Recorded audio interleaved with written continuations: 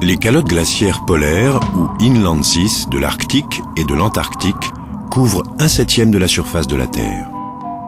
Situées au-delà des cercles polaires, chaque pôle connaît successivement 6 mois de lumière presque constante et 6 mois d'un hiver plongé dans la nuit quasi permanente. Terre d'asile du pôle sud, l'Antarctique est un continent d'extrême. C'est le désert le plus froid, le plus haut, le plus sec et le plus venteux de la planète. Il constitue à lui seul 90% de la glace du globe et renferme environ 90% de l'eau douce de la planète. L'air y est trop sec pour que des flocons de neige se forment. En revanche, les précipitations prennent la forme de cristaux de glace, appelés poussière de diamant, qui est bien visible la nuit. Observée au microscope, cette poussière de diamant révèle une structure hexagonale plate.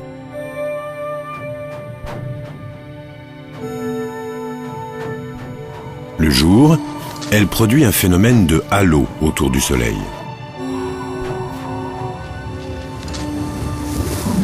Depuis des millions d'années, cette poussière s'est agglomérée pour former une calotte de glace d'environ 5000 mètres d'épaisseur. À l'opposé, le pôle Nord présente la plus vaste étendue d'eau de mer gelée. Un océan de glace couvre environ 14 millions de kilomètres carrés.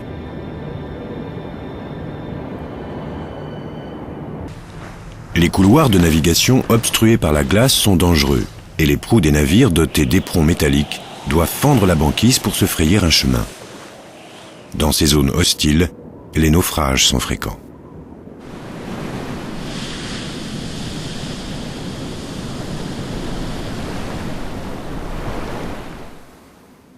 Ainsi, les navires qui empruntent ces voies sont souvent accompagnés par des hélicoptères qui leur indiquent la route la plus sûre.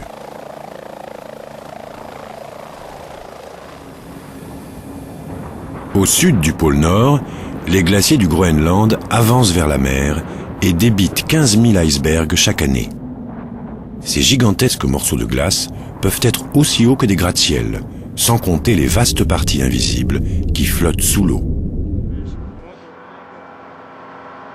Pour éviter les collisions entre les navires et les icebergs, la marine américaine s'est dotée d'un service de patrouille des glaces qui transmet des avertissements aux embarcations qui progressent sur une route à risque.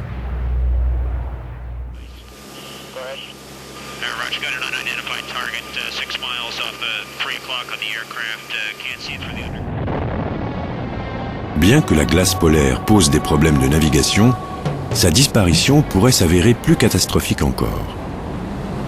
Au cours des 30 dernières années, les écueils de glace autour de l'Antarctique ont diminué. Ils disparaissent au rythme de plus de 1% tous les 10 ans. Le réchauffement de la planète, provoqué par l'intensification des émissions de gaz à effet de serre, entraîne la fonte d'un peu plus de glace chaque année. Si toutes les plaques de glace fondaient, le niveau de la mer s'élèverait d'environ 60 mètres. Ainsi, les calottes glaciaires, dont l'influence sur l'ensemble du globe n'est plus à démontrer, sont devenues l'un des principaux centres d'intérêt des scientifiques.